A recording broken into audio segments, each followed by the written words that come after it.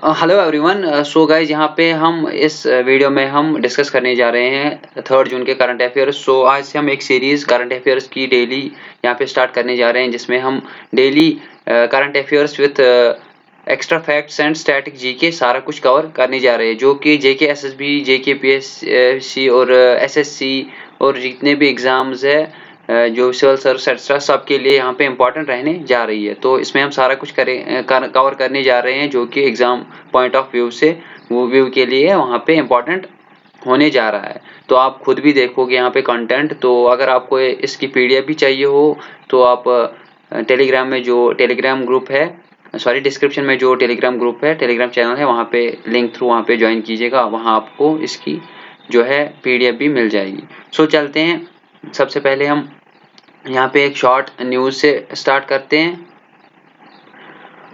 सो यहाँ पे one of the most anticipated kabaddi events in the world, the Women's Kabaddi League (WKL) will be organized this year in the city of Dubai, United Arab Emirates. सो यहाँ पे इस साल जो है WKL women's kabaddi league इस साल यहाँ पे ऑर्गेनाइज होने जा रही है in the city of Dubai, United Arab Emirates में। This is the India's first women's kabaddi league. तो इस हिसाब से बहुत ज़्यादा इम्पोर्टेंट क्वेश्चन बन सकता है एग्जाम में, क्योंकि ये इंडिया का फर्स्ट वुमेन्स कबड्डी लीग है जो यहाँ पे 16 जून बिगिन होने जा रहा है। All the match will be held at Sahab Al Ahli sports club in Dubai. जो यहाँ पे दुबई में एक स्पोर्ट्स क्लब है साहब अल अहली, उसमें यहाँ पे सारे मैच खेले जाएंगे। Known world wide for its excellent sports facilities. So चलते हैं यहाँ पे question number 1। When is the world bicycle day celebrated on every year? Option A 1 June, option B 2 June, option C 3 June and option D 4 June. So इसका right answer है option C, that's 3 June. So इसके related कुछ facts पढ़ते हैं। In April 2018, the United States General Assembly declared June 3rd as Worldwide Bicycle Day. World Bicycle Day 3 जून को यहाँ पे 2018 में जो यूनाइटेड नेशंस जनरल असेंबली ने यहाँ पे डिक्लेयर किया है 3 जून एज इंटरनेशनल बाइसिकल डे, वो यहाँ वर्ल्ड बाइसिकल डे। इसके बाद the day aims to promote uniqueness and benefits of cycles a mode of transportation and form of exercise. उसके बाद जो इस साल की थीम है जो काफी ज्यादा इंपॉर्टेंट बनने जा रहा है, the theme of this year is riding together for a sustainable future. इसकी थीम है वर्ल्ड बाइसिकल डे की। इंपॉर्टेंट डेज इसी के, क्योंकि ये इंपॉर्टेंट डे में आता है तो इसके साथ ही हम कुछ इंपॉर्टेंट डेज यहाँ पे रिवाइज कर लेते हैं। फर्स्ट में international labour day, Gujarat day and Maharashtra day celebrate किया जाता है। सेकंड में वर्ल्ड अस्थमा डे, और जो फर्स्ट ट्यूसडे ऑफ मई को आता है, उसी को जो फर्स्ट ट्यूसडे मई में आती है उसमें यहाँ पे सेलिब्रेट की जाती है। उसके बाद थर्ड में जो है वो world press freedom day celebrate की जाती है। 7th में Rabindranath Tagore Jayanti and world athletics day celebrate किया जाता है। 8th of May world red cross day and world thalassemia day celebrate किया जाता है। 11th of May national technology day celebrate किया जाता है। 12th of May international nurses day celebrate किया जाता है। 21st में इंटरनेशनल और national anti terrorism day celebrate किया जाता है। 22nd में international day of biological diversity celebrate किया जाता है। 31st में world no tobacco day celebrate किया जाता है। Question number 2 has become the new chairman and managing director of SAIL, यानी कि steel authority of India limited. इसके इसके ऑप्शन है, option A Amarendra Prakash, option B Soma Mondal, option C PK Singh, option D Ashwini Singh. इसका जो है राइट आंसर उसका बनता है option A, that's Amarendra Prakash, जो कि स्टील अथॉरिटी ऑफ इंडिया का न्यू चेयरमैन यहाँ पे अपॉइंट हुआ है। Amarendra Prakash has taken the charge of new chairman and managing director of Steel authority of India Limited SAL from May 31st। Replacer Soma Mondal इसने replace किया है। SAL फाउंडेड, जो Steel authority of India Limited जो है वो फाउंड हुई है 24 जनवरी 1973 को, इंपॉर्टेंट बनता है। इसका हेडक्वार्टर न्यू दिल्ली में है। 12 महारत्ना कंपनीज ऑफ इंडिया, इसी के साथ हम रिवाइज करेंगे क्योंकि ये भी उसमें एक आती है 12 महारत्ना कंपनीज ऑफ इंडिया में।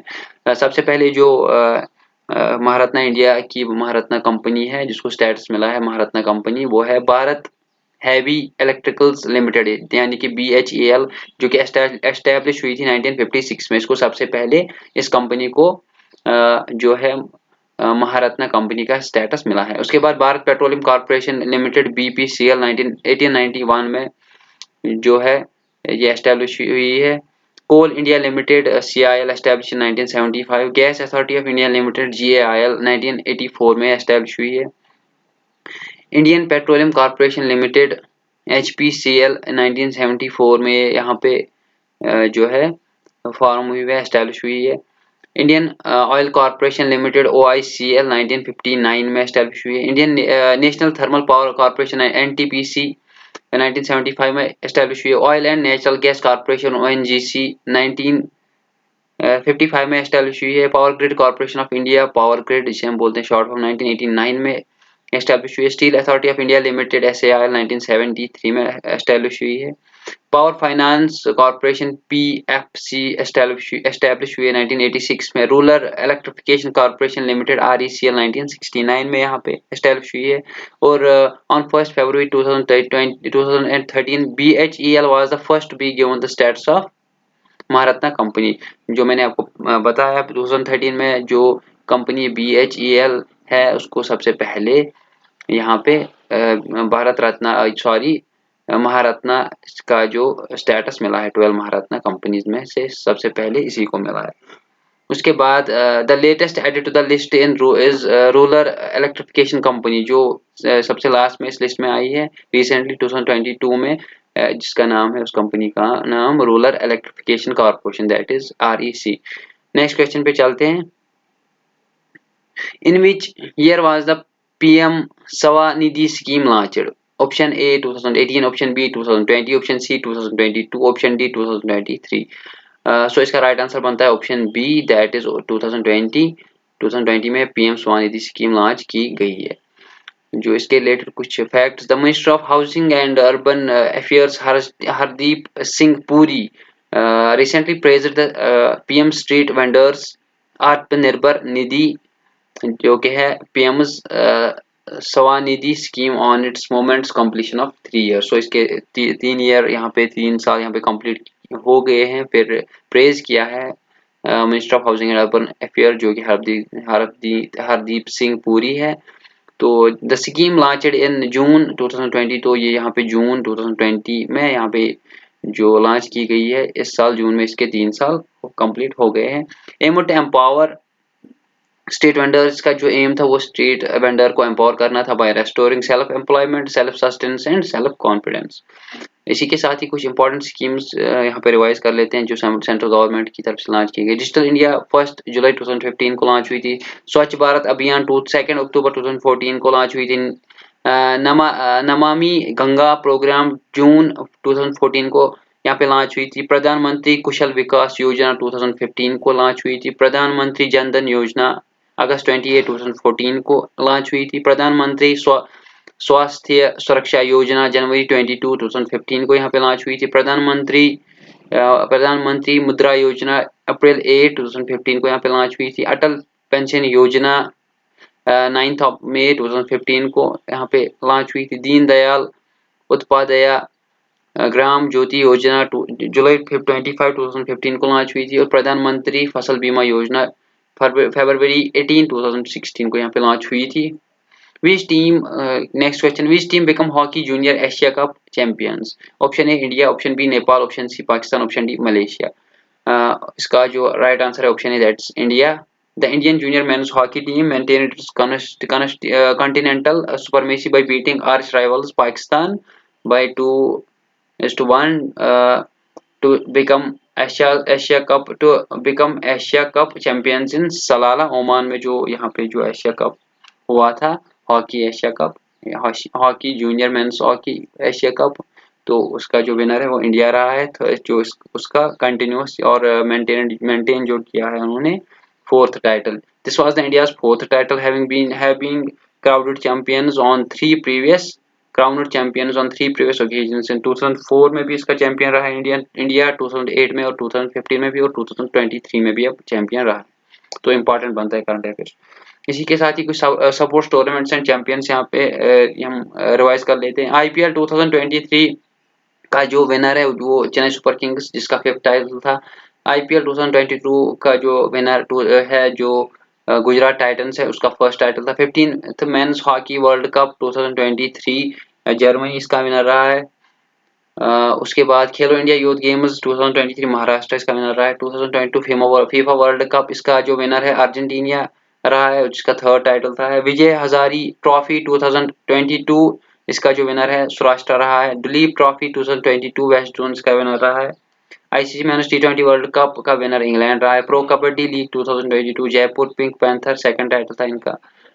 ऑस्ट्रेलिया ओपन 2023 सिंगल टाइटल जो मेंस ऑस्ट्रेलियन ओपन 2023 सिंगल्स है, उसमें नोवाक जोकोविक जो सर्बिया का जो यहाँ पे जो बिलोंग करता है सर्बिया से। उसके बाद women's Australian Open 2023 singles title Aryna Sabalenka जो बेलारूस से बिलोंग करती है। उसके बाद next question, Mekedatu dam project is situated in which state? Option A Kerala, option B Bhutan, option C Karnataka, option D Telangana. इसका ऑप्शन बनता है इसका करेक्ट ऑप्शन बनता है option C that is Karnataka. Mekedatu dam Karnataka में यहाँ पे सिचुएटेड है। तो ये क्यों करंट अफेयर में आया है इसे भी हम देख लेते हैं। The Mekedatu dam project located in the Ramanagaram district of Karnataka has sparked a long running dispute between Karnataka and Tamil Nadu. सो इस डैम प्रोजेक्ट पे एक डिस्प्यूट चल रहा है between Tamil Nadu and Karnataka. The project aims जो ये प्रोजेक्ट है dam project Mekedatu dam project, ये प्रोजेक्ट एम करता है to build a dam and reservoir on the Kaveri river to supply drinking water to the Bengaluru and replenish the groundwater. It also aims to generate 400 megawatt power. इसके साथ ही हम कुछ important dams यहाँ पे जो है इम्पोर्टेंट डैम्स यहाँ पे हम रिवाइज कर लेते हैं। Highest dam in India tehri dam और बागाराथी उत्तराखंड में जो यहाँ पे पाया जाता है। लॉन्गेस्ट डैम इन इंडिया जो है वो Hirakud dam on Mahanadi. Tungabhadra dam जो है कर्नाटक में पाया जाता है तंगाभद्रा रिवर पे। रेहन डैम रेहन रिवर पे जो पाया जाता है उत्तर प्रदेश में। इंदिरा सागर डैम नर्मदा रिवर पे Madhya Pradesh. Sardar Sarovar dam Narmada river in Gujarat. Nagarjuna Sagar dam Krishna river Telangana में पाया जाता है। बकरा नंगल डैम ये सतलुज रिवर पे पाया जाता है पंजाब हिमाचल प्रदेश बॉर्डर पे। Next question, Ved Kumari Ghai passed away recently, she was a famous, option A historian, option B dancer, option C actress, option D Sanskrit scholar. इसका राइट आंसर बनता है option D that is Sanskrit scholar. Ved Kumari Ghai एक संस्कृत स्कॉलर जो रिसेंटली पास्ड अवे हुई है, जो जिसकी recently death हुई है। इसके रिलेटेड कुछ important facts. Ved Kumari Ghai a veteran Sanskrit scholar and Padma Shri awardee passed away at the age of 91। She was born in Jammu city Jammu and Kashmir in 1931। In 2014 she was honoured with Padma Shri. So ये Padma Shri awardee थी 2014 में इसको पद्मश्री मिला था। जो रिसेंट डेथ्स हुई है ओबिट्यूरीज हुई है रिसेंट, वो हम यहाँ पे डिस्कस करेंगे। Prakash Singh Badal former Punjab chief minister. Next Siddharth Rao co founder and former CEO of Webchutney. उसके बाद Salim Durani former Indian cricketer. उसके बाद Gordon Moore Intel co founder. उसके बाद सतीश कोशक एक्टर और डायरेक्टर था। Architect doctor Balkrishna Doshi recently passed away. M Ahmadi former chief justice of India. उसके बाद Assamese poet Nilamani Phookan 56th Jnanpith awardee थे वो भी यहाँ पे पास अवे हुए हैं। यहाँ पे उसकी रिसेंटली डेथ हुई है। पद्मश्री अवार्डी प्रभाबेन शाह जो एक सोशल वर्कर थी। Mukarram Jah Bahadur Hyderabad last Nizam passed away. Politician Sharad Yadav passed away. ठीक है। Former West Bengal governor Keshari Nath Tripathi passes away. Brazilian footballer legend Pele passes away. Parvez Musharraf, former Pakistani president, also passed away recently. Next question. K. Kirthivasan has been appointed as the new MD and CEO of which company? Option A NPCL, option B TCS, option C GAIL, option D OIL. So इसका right answer बनता है option B that is TCS यानी कि Tata consultancy services.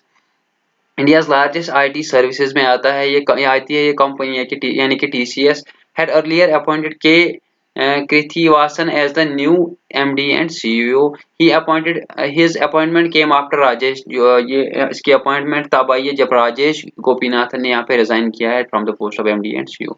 Headquarter इसके हैं मुंबई में और chairman है एन चंद्रशेखरन इसके चेयरमैन है टाटा कंसल्टेंसी के सर्विसेज के यहाँ पे जो चेयरमैन है वो एन चंद्रशेखरन है। इंपॉर्टेंट अपॉइंटमेंट्स हम इसी के साथ रिवाइज कर लेते हैं।